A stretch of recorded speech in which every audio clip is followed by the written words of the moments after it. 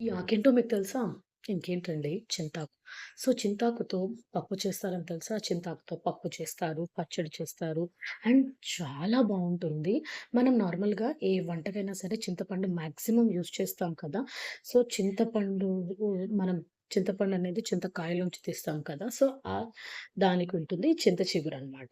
So, దాన్ని చింతాకు అని కూడా అంటారు. ఆ చెట్టుకి ఈ విధంగా లేతగా ఆకులుండేటప్పుడు కొయ్యాలండి. సో, ముదురాకులు కూడా ఉంటాయి. అవంత టేస్టీ ఉండదు కానీ, ఈ లేత ఆకులు కోసి దాంతో పప్పు కానీ, పచ్చడి గానీ, రోటి పచ్చడి అలాంటివి చేసుకొని తిన్నామంటే అసలు ఎంతన్నా దిగిపోతుంది. పుల్ల పుల్లగా, కారం కారంగా, ఉప్పుగా చాలా బావుంటుందనమాట.